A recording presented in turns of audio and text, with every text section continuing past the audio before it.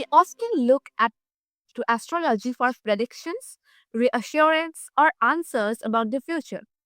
But what if its real power is not about forecasting at all? What if astrology is less about what will happen and more about helping us see ourselves clearly right now? Today, we are exploring astrology as a mirror, one that reflects patterns, timing, and choice in a deeply practical way. Welcome to the Soul Mirror podcast, where we slow down, look inward, and explore the patterns shaping who we are becoming. I'm your host, Shreya, and today I'm joined by Aleksandra Ceho, an international instructor of astrology, tarot, and Hermetic philosophy with the Modern Mystery School with over 2 decades of professional experience. In this conversation, we'll explore how cosmic cycles can be used not as faith but as a guidance, helping us make grounded, real life decisions with more clarity and self trust. Welcome, Alexandra. I'm honored to have you on my show. Thank you so much, Shreya. It's wonderful to be here. And, Alexandra, before we get into the techniques or cycles, what did astrology stop being like? Also, when did astrology stop being something you studied and start becoming a mirror for you, like how you live and you decide everything? To be honest with you, Shreya, it's kind of interesting because I don't think that, how do I put this? It was always a mirror for me.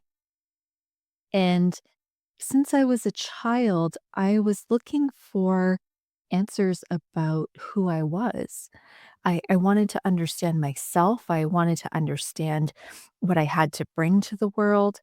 And And so that spirit of introspection and reflection was always with me. Yeah, that shift from knowledge like to wisdom feels really important, almost like astrology stopped being external information and became an internal compass. And one thing I hear often is people saying astrology is either just entertainment or completely deterministic. So I'm curious how you see this misunderstanding showing up. Oh, that's a beautiful question.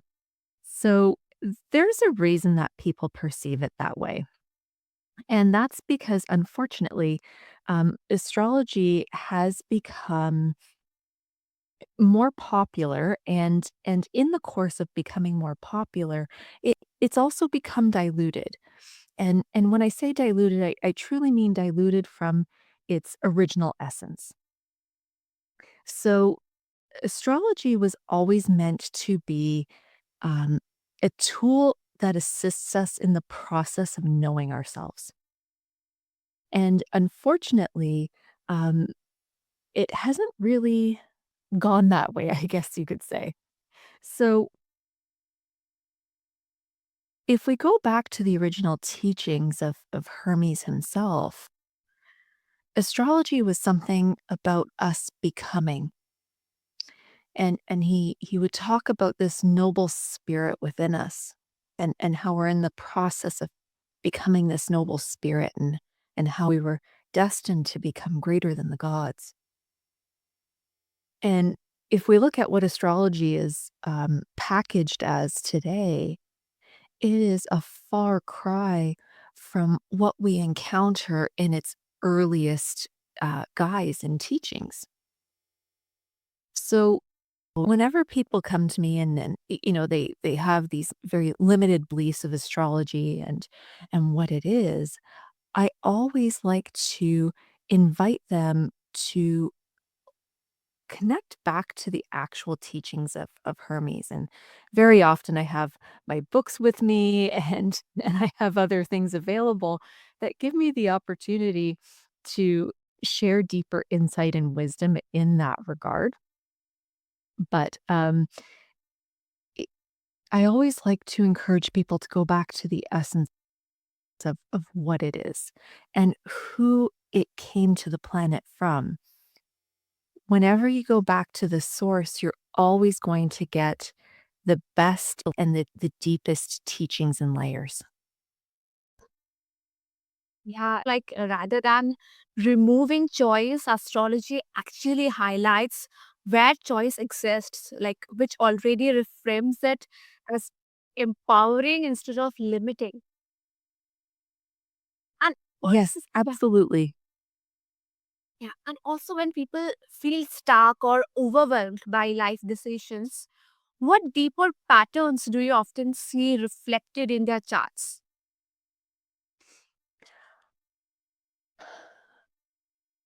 Usually, when people are stuck, there's an element of themselves that they don't know. And people can become stuck for many reasons. So to give you an example, they may not necessarily be well acquainted with their purpose and what they're here to accomplish in the world. And that's one thing. Um, but very often it really ties down to the question of what am I here to bring to the world? And when people are stuck, it's because they haven't found those answers within themselves. So I wouldn't say that it's any particular trait. I guess how I could describe it to you is, Shreya, is that they really need to journey into who they are in a deeper way. And astrology is a beautiful tool that can promote um, the greater introspection and point you in the right direction. It's not meant to give you explicit answers. What it's meant to do, rather, is to give you a sense of direction to work with. Yeah, like what I'm hearing is that the chart doesn't create struggle, it reveals the recurring themes that are already playing out beneath awareness. Yes, that would be a beautiful way to put it. And also, I'm curious how this plays out in everyday life, like not just spiritually, but practically. And how might someone use a current cosmic cycle to make a grounded decision about work, about relationships, or timing? That's a great question. So, one of the things I always tell people is you don't make decisions on a full moon. So, there are times where greater, cycles that exist stimulate emotion in the collective. And we all have connection to the collective, and for example, one of the things that the full moon does is that it acts as a mirror that shines light into the subconscious. And the subconscious is where all of our issues, our negative patterns and habits, our triggers, our shadows, they all live and exist in the subconscious. So when that full moon comes around, what happens is light is shone into that subconscious, and the things that live there don't necessarily like being examined by that light, and so there is a lot of emotionality that comes with that.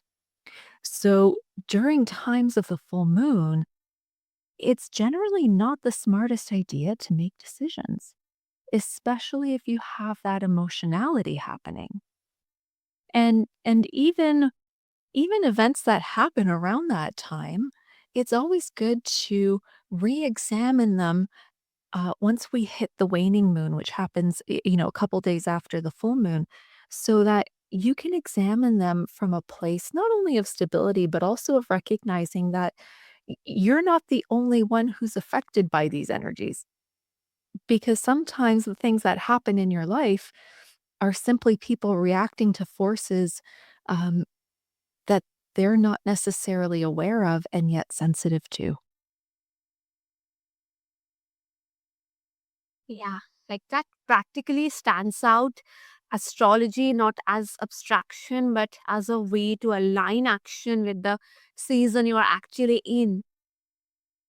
And Also, for someone who's listening and who feels intrigued but unsure where to begin, what is a simple way to start using astrology as a mirror rather than a rule book? Well, one of the things that really helped me when I was young, because I read all about my zodiac sign. Reading astrology books was pretty much how I learned how to read. So I read all about my zodiac sign, and one of the things that I encountered was, well, what if I don't want to be this way? Or am I this way? So I often encourage people to do acquire knowledge of your zodiac sign. Now you may or may not relate to it depending on the rest of your placements in your natal chart, but as you go through and you read and you begin to understand some of the deeper layers of what that sign brings with it, and the archetypes and the mythology that are inherent in it, um, it can begin to bring up those questions for you to reflect so that you can establish a baseline of knowing yourself. Um, when we don't know ourselves, we make terrible decisions. So when we begin to have that baseline, and when we begin to really have a deeper relationship with ourselves through that examination, um, then you can really begin to not only appreciate who you are, but truly accept some of your challenges and struggles, and in doing so, finally overcome them. That gentleness matters, really, like approaching astrology as a conversation with life instead of a system you have to master. And even with awareness, life doesn't always cooperate. So, how can astrology help someone navigate setbacks without slipping into self blame or spiritual bypassing? Oh, that's a good one there. Spiritual bypassing, people love using that with astrology. Blame it on Mercury. It's Mercury retrograde, or blame it on the full moon, or that kind of thing. So, especially when it comes to the art of forecasting, I love working with astrological forecasting, and it's not about what's going to happen to you. That's fortune telling. That's something different. That's entertainment. Um, so when it comes to astrological forecasting, one of the things that I truly appreciate about it is that it points out where you are being called into greater mastery in your life. And within astrological forecasting, you have what are called soft aspects and what are called hard aspects, or transits. And the soft aspects invite you to mastery through the positive experiences. So for example, let's say that you have some positive aspects happening to Venus in your chart. And so you're being invited to mastery in your life through positive relationships, and through positive relationship experiences, or through the acquisition of new relationships, right? Now, if, say, for example, you had some hard aspects or hard transits to Venus, then what's being asked of you is to heal and release the past hurt, and also to examine your own role in those relationships, and your own habits and patterns that may have contributed to past negative effects in the realm of relationships. So, whether it is greater cycles such as the full moon, or retrograde periods or eclipses, or whether it is aspects that are happening within your own chart, in terms of transits, and how the planets are making sacred geometric connections to you, you are always being invited to step up into greater degrees of mastery and really show the best of who you are in life, And sometimes that comes through gifts and opportunities, and sometimes that shows up as clearing, correction, and overcoming challenges and obstacles. It sounds like astrology becomes most powerful when it meets compassion, especially during times when things feel messy and unclear. And also for someone who's listening and who feels out of sync with life right now, what question could they ask themselves using astrology as a mirror rather than an answer machine? Well, the best question, and this isn't even an astrological question, although Aristotle did study astrology. So the best question is, who am I? And you can go and you can read all about your natal chart, but sometimes you can literally just sit there with your natal chart. And as you put your hand over it and engage in scrying, which is feeling the energy of the chart itself, and just allowing yourself to receive some of those insights and answers. That's the first question that we ask ourselves. And in this lifetime, we really are on a journey of remembering who we are.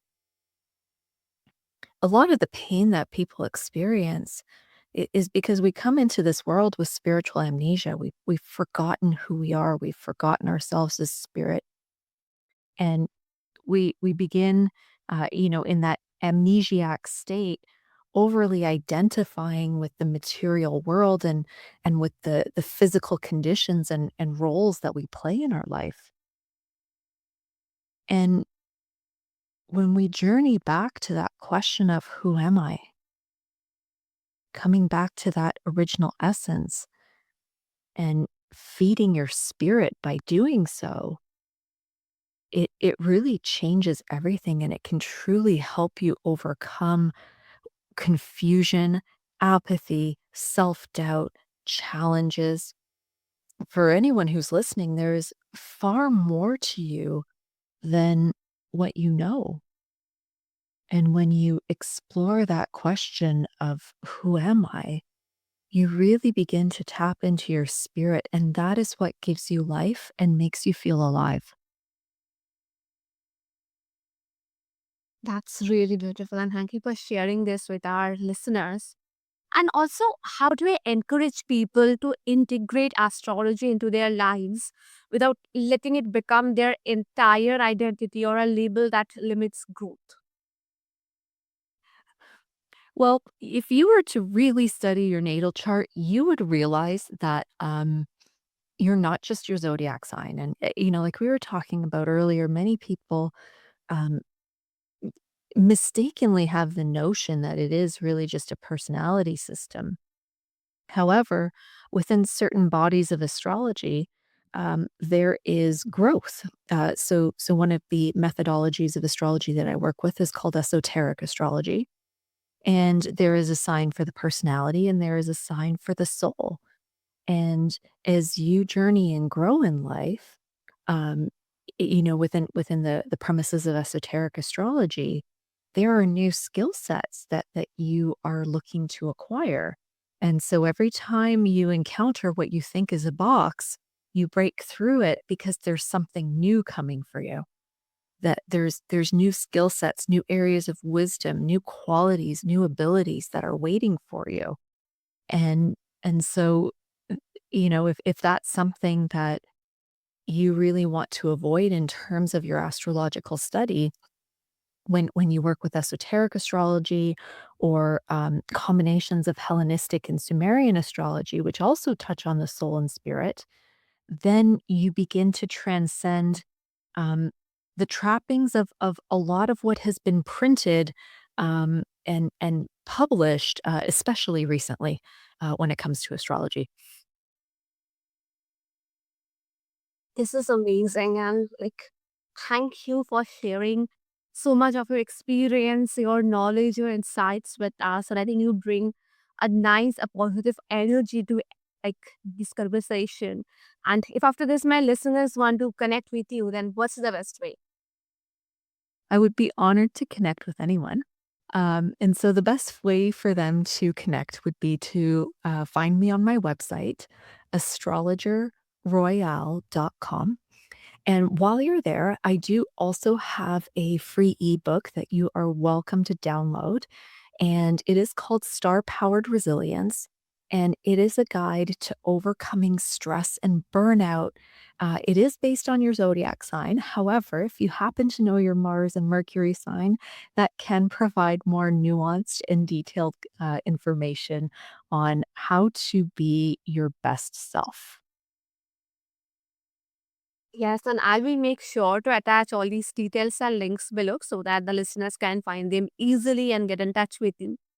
And for my listeners, remember, astrology isn't about predicting your future. It's about understanding your timing, your patterns, and how to meet life with more awareness and choices there. And thank you for spending this time with us on the Soul Mirror podcast. If today's conversation resonated, then take a moment to reflect on what season of life you are actually in, not the one you think you should be. Until next time, stay curious, stay compassionate, and keep listening to what life is reflecting back to you. And do not forget to hit the follow button, subscribe, and also feel free to share your thoughts because your ears deserve premium content. Thank you.